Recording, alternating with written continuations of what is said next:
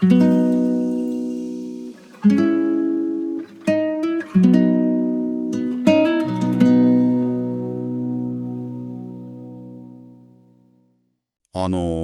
っと想像してみてほしいんです。全く会ったこともない、まだ何もしてもらっていない相手に対して、一番最初に発する言葉が、私の面倒を見てくれてありがとうだったとしたら。それは直訳してしまうと非常に不自然な状況に聞こえますね。なんだか奇妙な映画の始まりみたいです。そうですよね。でも、日本で仕事をしている人や、日本の企業とメールのやり取りをしている人なら、毎日のようにこの奇妙な状況を経験しているはずなんですよ。ええ、メールの一番最初に必ず書かれているあの言葉ですね。はい、お世話になっておりますという言葉です。日本語を勉強しているあなたも、きっと何度も目にしたことがあるはずです。きっと不思議に思っている学習者の方も多いんじゃないでしょうか。そうなんですよ。まだ何もお世話になっていないのに、どうしてこう言うんだろうって。よし、今回はこれを紐解いていきましょう。いいですね。今回は、この言葉に隠された日本文化とビジネスでの自然な会話の始め方を深掘りしていきます。ええ、この何気ない一言には日本社会の人間関係の作り方が見事に詰まっていますからね。一緒に探っていきましょう。よろしくお願いします。まず基本的なところから整理したいんですが、世話という言葉を辞書で引くと、面倒を見るとか、助けるといった意味が出てきますよね。はい、辞書にはそう書いてありますね。それを文字通りに受け取ると、私の面倒を見てくれてありがとうという意味になってしまいますよね。その通りです。言葉の表面的な意味だけを見ればそうなるんですが、実際のビジネスメールでは相手から具体的な世話を受けているわけではないことがほとんどなんですよ。例えば、今月の請求書を添付いたしますというだけのメールでも、お世話になっておりますから始まりますよね。ええ、よくあるシチュエーションですね。こちらが請求書を送る側で、むしろお願いをしているのになぜか相手にお世話になっておりますという、これってどういうことなんでしょうか。それはですね、この言葉が具体的な行動に対するお礼ではないからなんです。本題に入る前の空気を整える、いわばクッション言葉として機能しているんですよ。クッション言葉ですか？はい。いつも関係を持ってくださってありがとうございますとか、これから仕事の話を始めますよというコミュニケーションの準備をする役割ですね。なるほど。いきなり明日の件ですがとか資料を送ってくださいと本題に入ってしまうと、なんだか冷たいく感じるからなんですね。ええ、少し送っているのかなと誤解されることもあります。それを防ぐためのコミュニケーションの準備運動とかストレッチのようなものですね。まさにそのストレッチです。ここで非常に興味深いのは、この表現が相手への敬意やビジネス関係を大切にしている気持ちを表すシグナルになっているということなんです。シグナルですか？はい。要件だけを唐突に伝えるのは、日本では効率的というよりも配慮が足りないと受け取られるリスクがありますからね。ストレッチをしないでいきなり走り出すと怪我をするように、いきなり本題に入ると人間関係にひびが入るかもしれないということですね。その通りです。まず柔らかいクッションを置いて、お互いの関係性を確認してから走り出すわけです。なるほど。でもここで一つ疑問があるんです。ただ相手に感謝を伝えたいだけなら、シンプルにありがとうございますではダメなんでしょうか？とても鋭い質問ですね。ありがとうございますでも十分丁寧な気がしますよね。ええ。いつもありがとうございます。明日の件ですがって書いても良さそうな気がするんですが。もちろん、ありがとうございますも素晴らしい言葉なんですが、ビジネスシーンで果たす役割が少し違うんです。役割が違うんですね。ええ、ありがとうございますは、相手の具体的な一つの行動に対する感謝なんですよ。具体的な行動というと、ございますといった使い方ですね。相手が何かをしてくれたという点に対するお礼ということですね。そうです。一方で、お世話になっておりますは、具体的な行動というよりも、関係全体への挨拶なんです。関係全体、点ではなくて、もっと広いイメージですね。ええ。過去から現在、そして未来へと続くつながりに対して、私たち、いい関係ですね。これからもよろしくお願いします。というニュアンスを含んでいます。なるほど。関係全体への挨拶なんですね。じゃあ、関係全体への挨拶なら、お母さんや親友に LINE を送るときに、お世話になっております、元気って書いてもいいんですか？いやー、それはだって私お母さんには本当にお世話になっているし、親友ともすごくいい関係を築いてるんですよ。それを送られたお母さんや親友はびっくりして、何か悪いことでもしたのかなとか、急にお金を貸してほしいのかなと心配してしまうでしょうね。やっぱり変ですよね。はは。はい。お世話になっておりますは非常にフォーマルでビジネス的な表現なんです。プライベートな関係で使うとよそよそしくてまるで冗談のように聞こえてしまいます。そうなんですね。いわばビジネスの世界で着るスーツのような言葉ですね。家族や友人なら普段着の言葉としていつもありがとうとか助かってるよと伝えるのが一番自然です。ビジネスの舞台で着るスーツ。すごくしっくりきます。家の中ではスーツは着ないですもんね。ええ、その感覚で間違いないです。でもそのスーツを着るビジネスの場面だとしても、ここからが本当に面白いところなんですけど、はい、何でしょうか。まだ一度も会っていない、初めて連絡する相手にも使われることがあるんですよね。これが本当に不思議で。ああ、初対面の相手に対する使用ですね。これは日本語学習者の方が最も戸惑うポイントの一つです。まだ一度も会ったことがないし、取引もしていないのに、お世話になっておりますって、一体どういう状況なんですか？まず大前提として、完全に初めて連絡を取る相手、つまり自分も相手も全く面識がない場合は、初めてご連絡いたします。いや、突然のご連絡失礼いたしますを使うのが自然です。それなら納得できます。すごく自然ですよね。でも、自分個人は初めてでも、お世話になっておりますが使われるケースがあります。それはどういう時ですか？会社同士ですでに取引関係がある場合です。自分は新入社員で初めてメールを送るとしても、会社としては昔から付き合いがある場合ですね。あ、なるほど。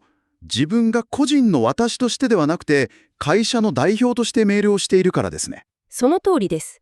自分個人ではなく、会社やチームの関係を前提にしているからです。なんだかスポーツのチームのユニフォームを着ているようなものですね。私が今日入ったばかりの新人だとしても、お互いのチームは昔から知っているから、いつもお世話になってますになるんだ。まさにその感覚です。日本のビジネスでは個人の関係よりも組織と組織の関係を前提としてコミュニケーションを取ることが非常に多いんですよ。自分の個人の時間軸ではなくて、会社の時間軸を背負って挨拶をしているんですね。ええ。そしてそう考えると、社内の人への挨拶が変わるのも論理的に納得がいくと思います。あ、前回のテーマで話した言葉ですね。同じユニフォームを着ているチームメイトに対しては、お世話になっておりますとは言いませんよね。そうですね。そこで登場するのが、お疲れ様ですという言葉です。これも毎日使います。同じ会社のロッカールームでの挨拶みたいなものですね。その通りです。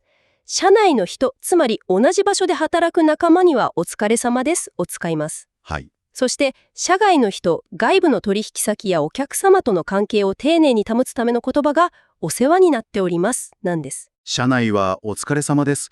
社内はお世話になっております。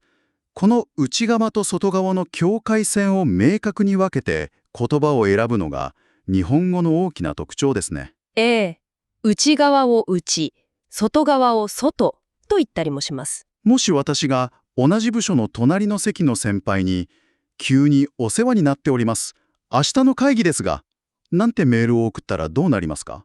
先輩は、急にどうしたの？何か怒ってる？と感じるでしょうね。身内に対して外向けの言葉を使うと、意図的に壁を作っているような印象を与えてしまいます。なるほど。逆に社外の大切なお客様にお疲れ様です。明日の件ですが、と言ってしまったら、それはまるでお客様を自分の会社の同僚のように慣れ慣れしく扱っていると思われて、失礼に当たる可能性が高いです。内と外の境界線を間違えることは、相手との距離感を読み違えているというサインになってしまうんですね。ええ。距離感を測るレーダーのようなものです。でも、なぜ日本では本題の前にこのような言葉で関係を確認する文化があるんでしょうか？英語のメールならすぐに目的を書きますよね。これをさらに大きな視点、全体像と結びつけてみると、文化の根本的な違いが見えてきます。文化の違いですか？はい。英語圏のようなローコンテクスト文化では、言葉そのものが情報のすべてであり、目的を直接的、論理的に伝えることが重視されます。言葉はデータを伝えるツールということですね。一方の日本はハイコンテクストな社会です。ここでは言葉そのものよりも相手との距離感や場の空気を整えることが大切にされるんです。だから英語に直接翻訳できるフレーズが存在しないんですね。あなたにお世話をしていますと直訳すると変な意味になってしまう。そうなんです。さらに文法的な視点から見てもすごく面白い特徴があるんですよ。文法ですか？気になります。お世話になっておりますですよね。お世話をしておりますではないんです。するではなく、なるという状態の変化を使っています。本当ですね。するじゃなくてなるを使っている。するは自分から意図的に行動を起こすことですが、なるを使うことで自然にその状態になったというニュアンスを出せるんです。つまり誰が誰に何をしているのかという主語をあえて曖昧にしているんですか？その通りです。これを自己のゼロ化と呼んだりもしますが、自分がと主張するのではなく、押し付けがましくない丁寧さを出しているんです。自己のゼロ化。自分が積極的に行動を起こしているのではなく、自然にこの素晴らしい関係性が生まれましたという奥ゆかしい感覚ですね。はい、日本特有のとても繊細な配慮です。すごく深いですね。でも、その奥ゆかしい哲学を理解したとしても、明日メールを書こうとする学習者であるあなたは、つまり、これはどういう意味なんでしょうか？どう使えばいいの？と迷ってしまうかもしれません。そうですね。考えすぎるとメールを1通送るのに1日かかってしまいそうです。はい。リスナーの皆さんが実践で使えるアドバイスが欲しいです。わかりました。最初から完璧に使い分ける必要はありませんから安心してください。基本のシーンを5つに整理してみましょお願いします。う。まず1つ目。社外の人にメールを書くときは、お世話になっております。〇〇株式会社の田中です。と始めます。社外だからお世話になっておりますですね。2つ目。すでに関係がある取引先へは、いつもお世話になっております。といつもをつけます。継続した関係への挨拶ですね。3つ目。完全に初めて連絡するときは、初めてご連絡いたします。を使います。個人でも会社でも初めての場合ですね。4つ目。社内の人に送るときは、お疲れ様です。を使います。同じユニフォームの仲間だからお疲れ様です。最後5つ目。具体的に一つの行動に感謝したいときは、シンプルにありがとうございます。を使います。なるほど。無理に翻訳しようとするのではなく、まずは社内と社外の境界線から意識してみると分かりやすいですね。そのルールが分かれば、自然に言葉が出てくるはずです。リスナーのあなたも、ぜひ明日からこの5つのパターンを意識してみてくださいね。完璧じゃなくても大丈夫ですから、少しずつ慣れていってください。今回の深掘りを通じてお世話になっておりますが、単なる挨拶ではなくて、相手との良好な関係を保つための美しいクッションだということが本当によくわかりました。人間関係の潤滑油のようなものですからね。そうですね。明日からメールを打つとき、少し見え方が変わりそうです。それも嬉しいですね。はい。さて、そろそろお別れの時間ですが、実は最後に、これは重要な問いを投げかけているなと思うことがありまして、聞いてくださっているあなたへ、新しい思考の種をお渡ししたいと思います。何でしょうか？今日私たちは、物理的・心理的な距離をどう測るかについてお話ししました。では、もし、いつもお世話になっておりますと言っていた取引先と3ヶ月以上連絡を取らなかったらどうなると思いますか？3ヶ月ですか。結構な期間ですね。はい。実はその時は、ご無沙汰しておりますという別の言葉に切り替えないと逆に不自然になってしまうんです。ご無沙汰しております。確かに。時間が経つと言葉が変わる。日本の距離感って本当に面白いですよね。ぜひ皆さんも次にメールを見るときは相手との時間や距離を観察してみてください。時間が経つと言葉が変わる。素晴らしい視点ですね。皆さんもぜひ自分のメールボックスをチェックしてみてください。それでは今回の深掘りはここまでです。聞いてくださってありがとうございました。また次回お会いしましょう。ありがとうございました。